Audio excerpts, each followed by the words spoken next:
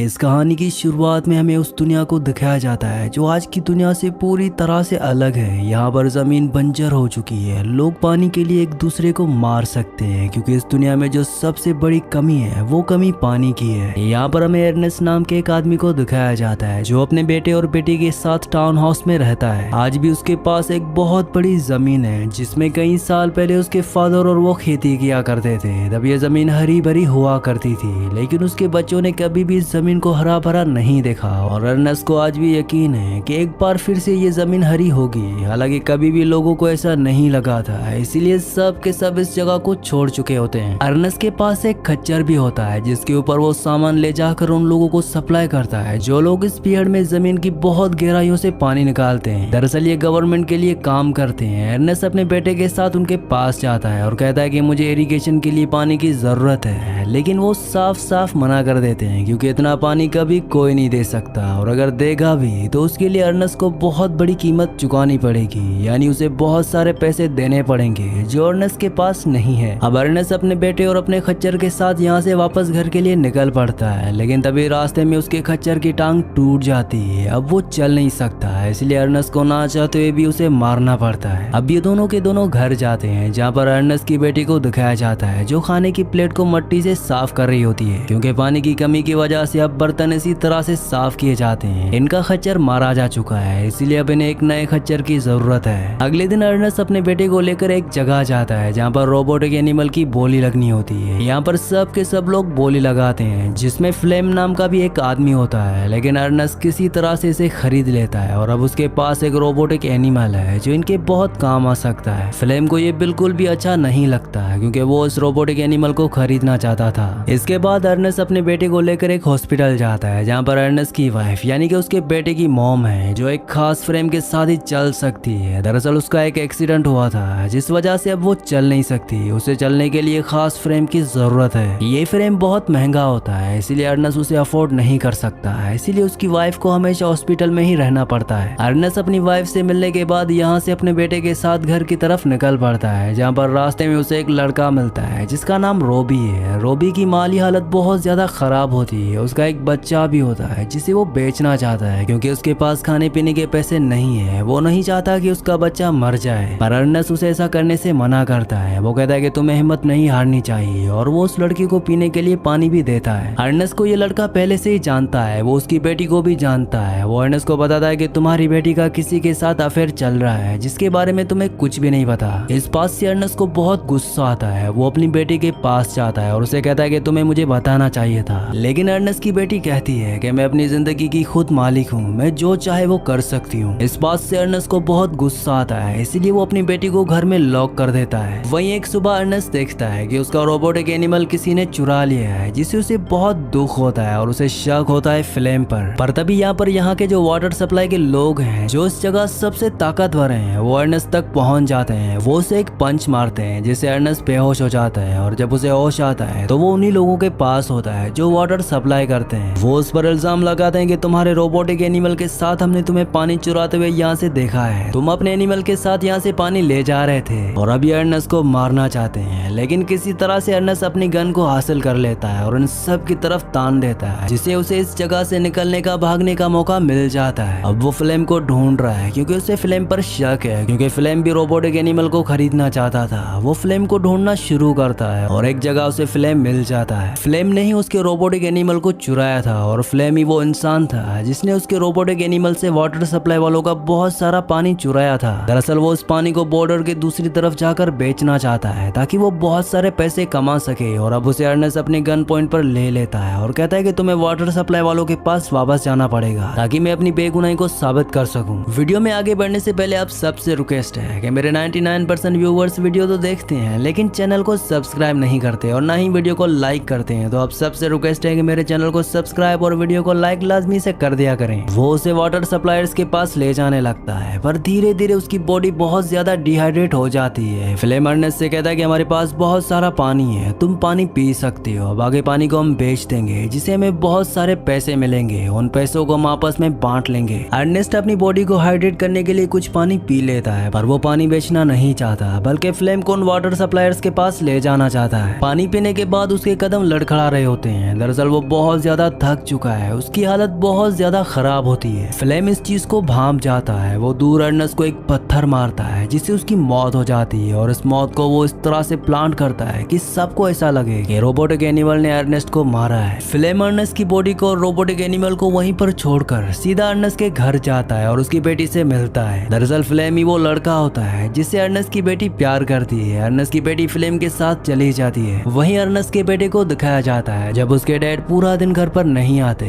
तो वो अपने डैड को ढूंढने के लिए जाता है, जहाँ पर सबसे पहले उसे रोबोटिक एनिमल मिलता है, साथ ही कुछ वाटर बोटल्स भी जो वाटर सप्लायर्स की होती हैं। और अब उसे पता चल चुका है कि उसके फादर की मौत हो चुकी है। वो वाटर सप्लायर्स के पास उस बोतल को लेकर जाता है। वाटर सप्लायर्स समझ जाते हैं कि अर्नेस्ट ने उनके पानी को नहीं चुराया था, क्योंकि अगर उसने चुराया होता तो बाकी का पानी भी वहीं पर होना चाहिए था, जो कि वहाँ पर नहीं था। साथ ही फिल्म ने पूरी मौत को इस तरह से प्लान किया होता है कि सबको ये लगे कि अर्नेस्ट को किसी और ने नहीं बल्कि उसके रोबोटिक एनिमल ने मारा है। इसीलिए घर आने के बाद वो उस रोबोटिक एनिमल के टुकड़े टुकड़े करना चाहता है, पर तभी वहाँ पर फ्लेम आ जाता है। वो कहता है कि तुम्हें अपने आप को संभालना होगा। दरअसल फ्लेम उसे सिंपैथी दिखाता है। अब फ्लेम इनकी फैमिली का एक हिस्सा बन चुका है और वो अर्नेस्ट के बेटे को कहता है कि मैं तुम्हारी बहन से शादी करना चाहता हूँ। वो भी इस बारे में अब कुछ नहीं कहता, क्योंकि कहीं ना कहीं वो भी उसे एक्सेप्ट कर चुका है। इसके बाद फ्लेम डिसाइड करता है कि इनका जो बहुत बड़ा लैंड है वो वहाँ पर खेती करेगा। वो वाटर सप्लायर्स के पास जाता है और कहता है कि मुझे खेतों की इरिगेशन के लिए पानी की जरूरत है, तो मुझे गवर्नमेंट को बताए बिना यानी कि लीगली खेतों के लिए पानी दे दो, और जब मेरी फसल उग जाएगी तो मैं तुम्हें बहुत सारे पैसे दूंगा। वो लोग उसकी बात मान जाते हैं और फ्लेम को खेतों के लिए पानी मिल जाता है। वो खेतों पर बहुत मेहनत करता है और बहुत जल्द फसल उगना शुरू हो जाती है, जिससे अर्नेस्ट का बेटा और फ्लेम दोनों बहुत खुश होते हैं। अब अर्नेस्ट का बेटा भी फ्लेम से इम्प्रेस हो चुका होता है, इसलिए वो उसकी बहन से शादी कर लेता है। फ्लेम की जिंदगी में सब कुछ ठीक चल रहा होता है। एक दिन जब वो खेतों में होता है तभी बैंक से कुछ लोग आते हैं जो फ्लेम को बताते हैं कि अर्नेस्ट ने खेतों के बदले बहुत सारा कर्जा लिया था, जो पैसा वो कभी नहीं चुका पाया और बहुत जल्द बैंक इन खेतों को अपने कब्जे में ले लेगी। फ्लेम को ये जानकर बहुत दुख होता है, क्योंकि उसने इन खेतों के लिए बहुत ज्यादा मेहनत की थी। वो किसी भी कीमत पर खेतों को वापस अपने कब्जे में लेना चाहता है। इसीलिए वो उस लड़के के पास जाता है जिसका नाम रोब है, जो एक बार अर्नेस्ट को अपने बच्चे को बेचना चाहता था। फ्लेम को पता होता है कि वो अपने बच्चे को बेचना चाहता है, इसलिए वो रोबी के पास जाता है और उसे उसके बच्चे को बेचने के लिए कहता है। रोबी अपनी वाइफ को बताए बिना ही अपने बच्चे को कुछ लोगों को बेच देता है, लेकिन यहाँ पर फ्लेम को पैसों की जरूरत है, इसीलिए वो रोबी को मार देता है। और जब वो शूट कर रहा होता है तो एक गोली रोबोटिक एनिमल को भी लग जाती है, जिससे उसका एक पैर टूट जाता है। फ्लेम यहाँ से पैसे लेकर भाग जाता है और वहीं रोबोटिक एनिमल को दिखाया जाता है जो लंगड़ाते हुए अपने मैन्युफैक्चरर की तरफ जाने लगता है जिसने इस रोबोट को बनाया था। दरअसल उसके सॉफ्टवेयर में भी कुछ प्रॉब्लम आ गई होती है, इसीलिए वो अपने मैन्युफैक्चरर के पास जा रहा है। अब अगले दिन दिखाया जाता है कि फ्लेम अपनी वाइफ के साथ घर पर बैठा होता है। वो बहुत खुश है क्योंकि उसने बैंक को पैसे चुका दिए। यहाँ पर अर्नेस्ट के बेटे को ये लगता है कि फ्लेम ने रोबोटिक एनिमल को बेच दिया। उसे बेचकर जो भी उसे पैसे मिले उसने बैंक को चुका दिए। वहीं रोबोटिक एनिमल को दिखाया जाता है जो बॉर्डर पार करके अपने उस मैन्युफैक्चरर तक पहुंच जाता है जिसने उसे बनाया है। मैन्युफैक्चरर को जब रोबोटिक एनिमल मिलता है तो वो रेडियो पर अनाउंस करता है कि ये जिसका भी एनिमल है वो जल्द से जल्द आकर यहाँ पर इसे ले जाए। अर्नेस्ट का बेटा जब ये सुनता है तो वो पूरी तरह से हैरान हो जाता है, क्योंकि उसे अभी तक यही लग रहा था कि फ्लेम ने उस रोबोटिक एनिमल को बेच दिया और उसके पैसे बैंक को दे दिए। लेकिन अब उसे सच्चाई का पता है, इसलिए वो शाम को फ्लेम से पूछता है कि क्या तुमने रोबोटिक एनिमल को बेच दिया। ये सुनते ही फ्लेम को बहुत गुस्सा आता है। वो उसे उल्टा सीधा कहना शुरू कर देता है, जिससे अर्नेस्ट के बेटे को उस पर शक होना शुरू हो जाता है और वो कहता है कि अगले दिन वो हॉस्पिटल में अपनी मॉम से मिलने के लिए जाएगा। अगले दिन वो हॉस्पिटल में नहीं जाता बल्कि उस जगह जाता है जहाँ पर मैन्युफैक्चरर के पास वो रोबोटिक एनिमल है। ये बॉर्डर की दूसरी तरफ होता है जहाँ पर वो आदमी जिसकी कंपनी इन रोबोटिक एनिमल्स को बनाती है वो अर्नेस्ट के बेटे को उसका रोबोट वापस कर देते हैं। साथ ही उसे रोबोट के एक खास फंक्शन के बारे में बताते हैं जिसमें वो बहुत सारी फुटेज को रिकॉर्ड कर लेता है। और जब अर्नेस्ट का बेटा उन फुटेज को देखता है तो उसे पता चलता है कि जिसने उसके फादर को मारा था वो और कोई नहीं बल्कि फ्लेम है। ये देखकर वो पूरी तरह से चौंक जाता है। अब उसे पता चल जाता है कि इस रोबोटिक एनिमल ने उसके फादर को नहीं मारा बल्कि फ्लेम ने मारा है। वो घर वापस आता है और फ्लेम से पूछता है कि रोबोटिक एनिमल अपने आप ही घर वापस आ गया है, जबकि तुमने कहा था कि तुमने इसे बेचकर बैंक को पैसे चुकाए हैं। इस बात पर वो और भी झूठ कहता है, जिससे अर्नेस्ट के बेटे को और गुस्सा आता है। लेकिन इस वक्त वो फ्लेम को कुछ भी नहीं कहता, पर वो फ्लेम से इतना जरूर कहता है कि तुम्हें रोबी बुला रहा था, जो सुनकर फ्लेम पूरी तरह से हैरान हो जाता है क्योंकि रोबी को खुद उसने मारा था,